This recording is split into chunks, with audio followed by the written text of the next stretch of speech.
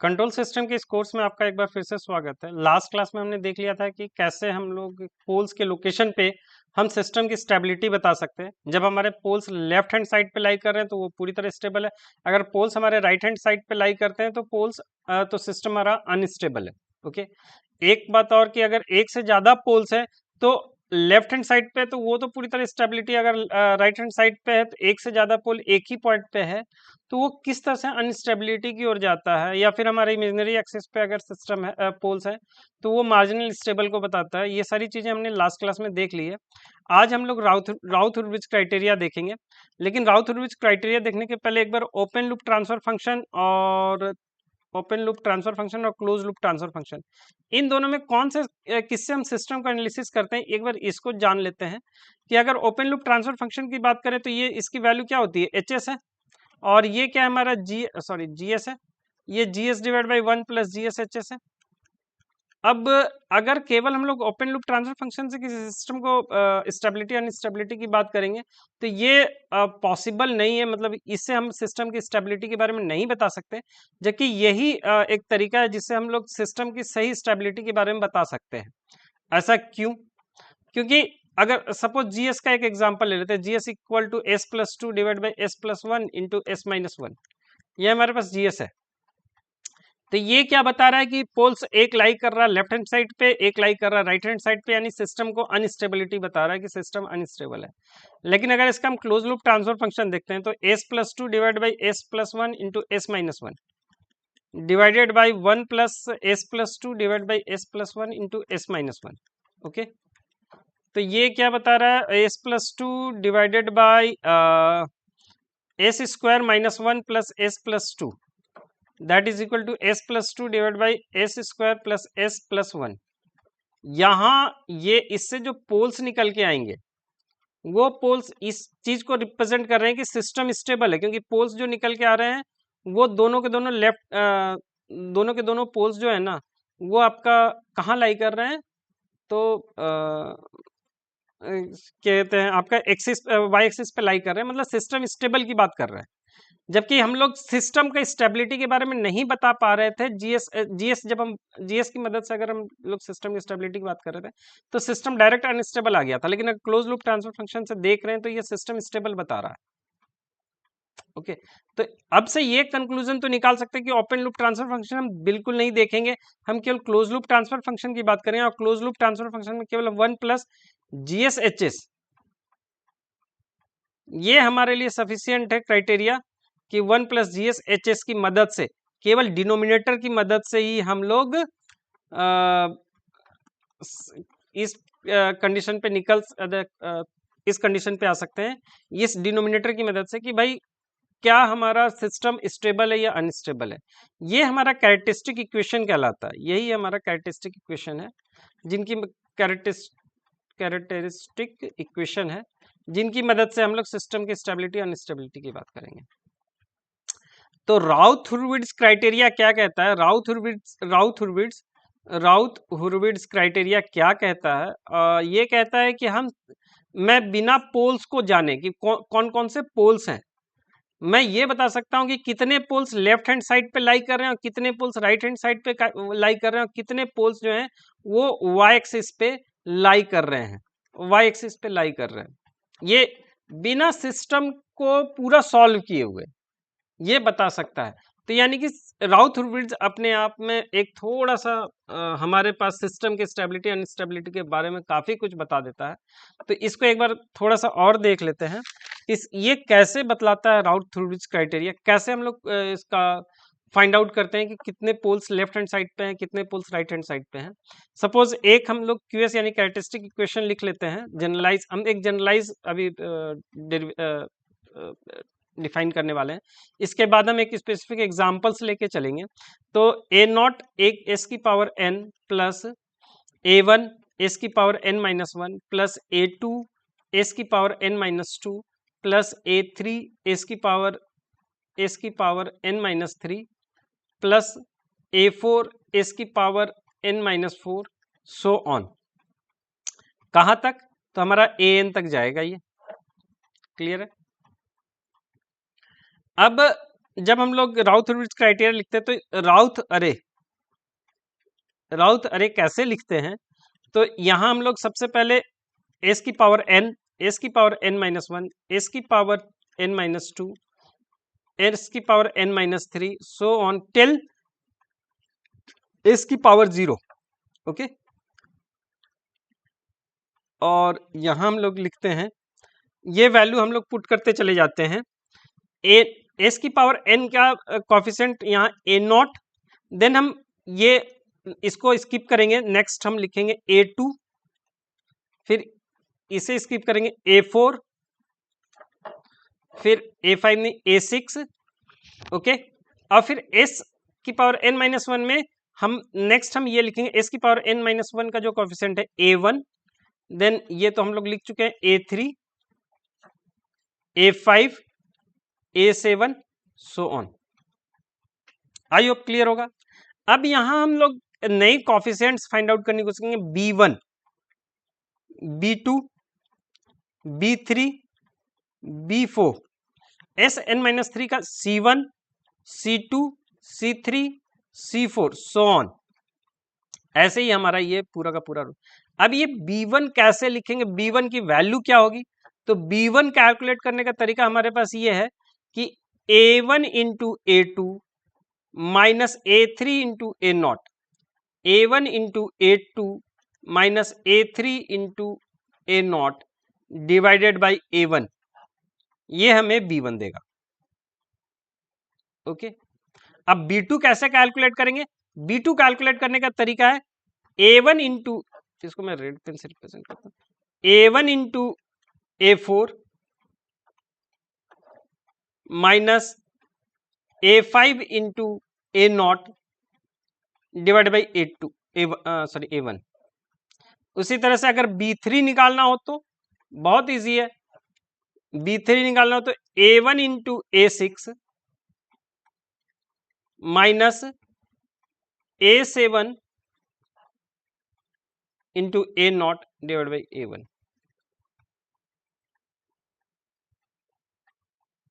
आई hope clear होगा।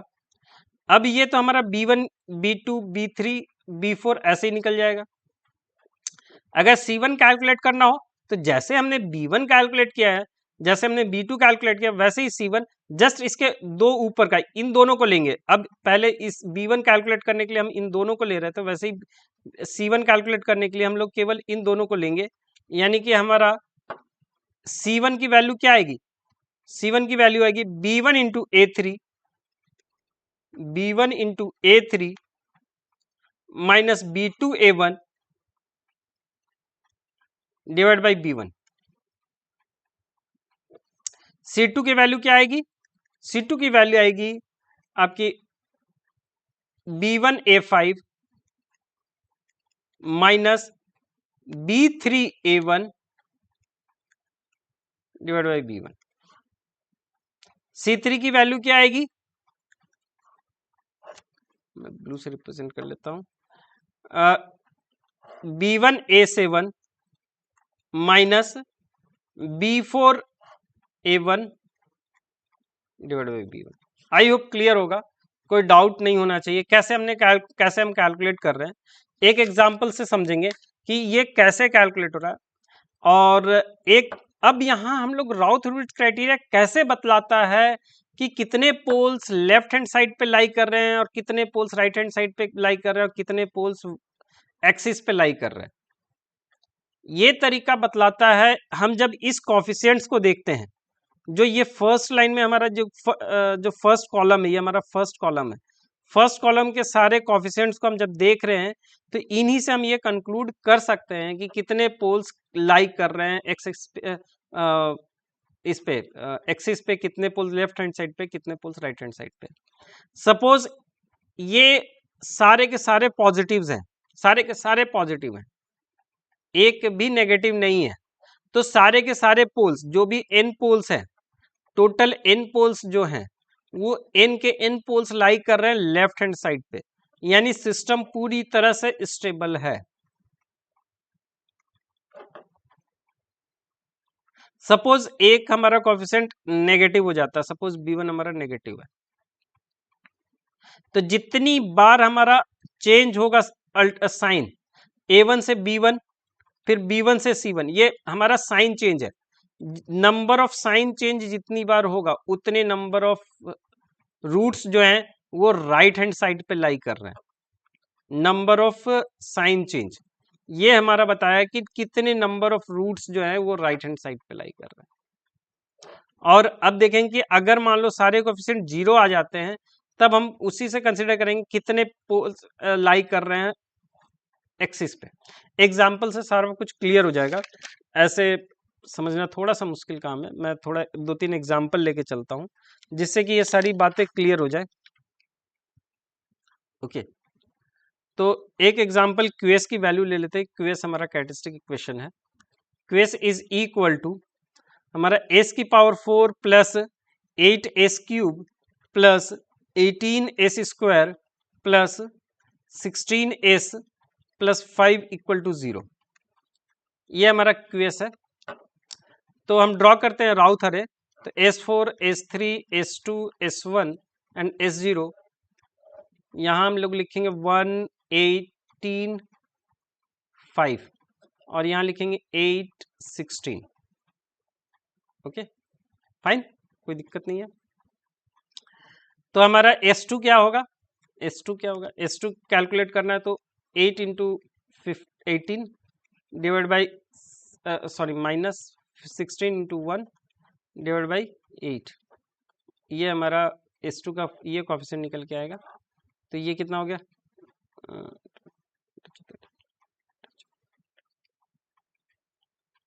144 minus 16 divide by 8 that is equal to 128/8 यानी कि 16। तो ये हमारा 16 निकल के आएगा। ओके, और अगर हम लोग कैलकुलेट करना चाहते हैं ये कोएफिशिएंट निकालना है तो 8 इंटू 5 माइनस कुछ भी नहीं है, ये 0 है तो 0 हो जाएगा, divide by 8 that is equal to 5। यहाँ 5 निकल के आएगा। ठीक है, अब नेक्स्ट S1 का ये कैलकुलेट करना चाह रहे हैं तो इसके लिए क्या करना होगा? 16 into 16 minus 16 into 16 minus 8 into 5 divide by 16। Okay, तो इसकी वैल्यू कितनी निकल के आएगी? इसकी वैल्यू हम कैलकुलेट करेंगे तो ये अप्रोक्सीमेट, इसको एक काम करते हैं ना, 16 है तो 2 से मल्टीप्लाई और डिवाइड कर दो तो 16 कॉमन आ जाएगा। बेसिकली मैं ये चाह रहा हूँ कि थोड़ा आसानी से सॉल्व कर लूँ। तो 16 माइनस 5/2 और डिवाइड बाई 16, तो 16 कैंसल आउट हो गया, तो मतलब 32 माइनस 5 डिवाइड बाई 5 यानी कि आगे आपका कितना?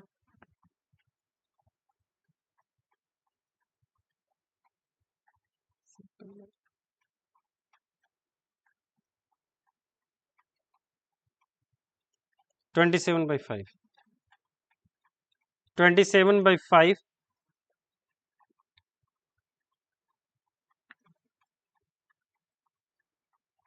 ओके। और नेक्स्ट अब आगे लिखने की जरूरत नहीं है। अब ये हमारा S0 की वैल्यू कितनी आएगी? तो 27/5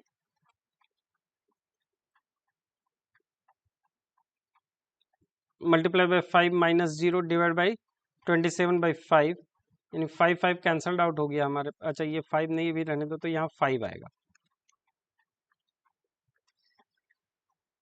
ओके, तो यहाँ हम क्या देख रहे हैं कि यहाँ एक बार भी सारे के सारे वैल्यू पॉजिटिव हैं, सारे कोएफिशिएंट पॉजिटिव हैं, कोई भी अल्टरनेट चेंजेस नहीं है, जीरोस भी नहीं है। तो यानी कि चार के चारों जो पोल्स हैं वो कहाँ लाई कर रहे हैं? लेफ्ट हैंड साइड पे लाई कर रहे हैं। 4 poles on left hand side, left hand side. Okay, यानी ये सिस्टम कैसा है? स्टेबल है।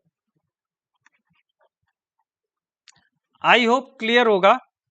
फिर भी एक एग्जांपल और ले लेते हैं जहां हमारा साइन चेंज हो, ताकि और क्लियर होगा। ठीक है,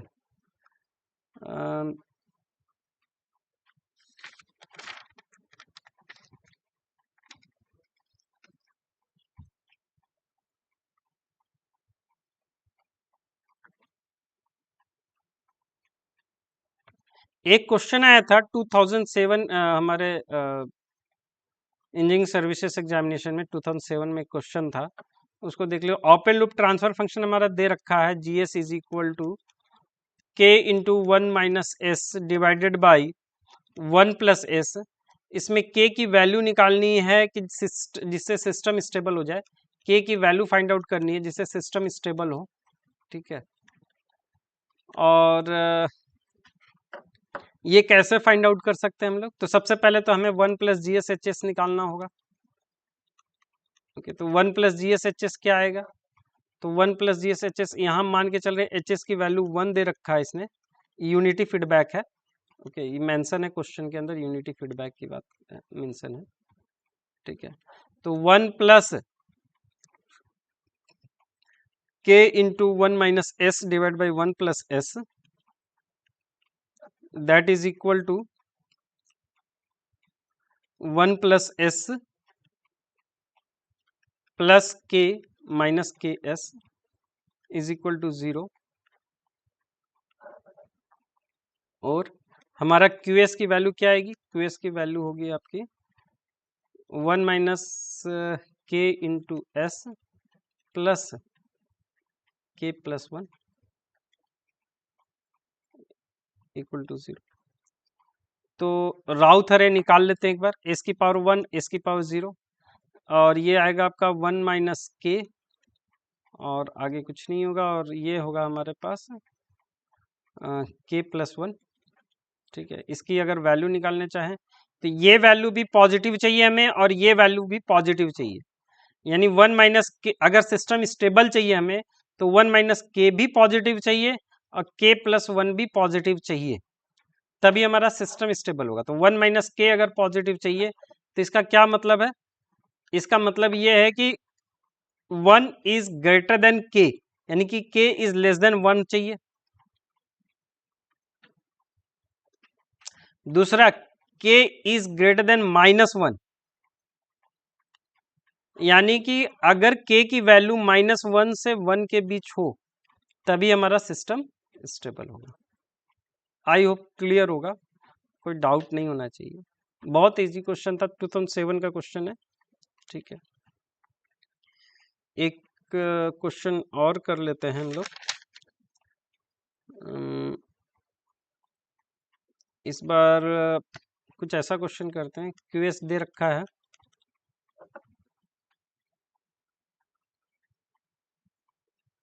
S की पावर 5 प्लस S की power 4 plus 2S³ plus 2S² plus 3S plus 15 equal to 0। ये हमारा QS दे रखा है। ठीक है,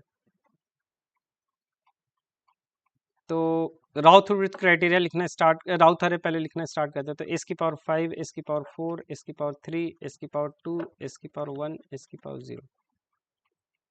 ठीक है,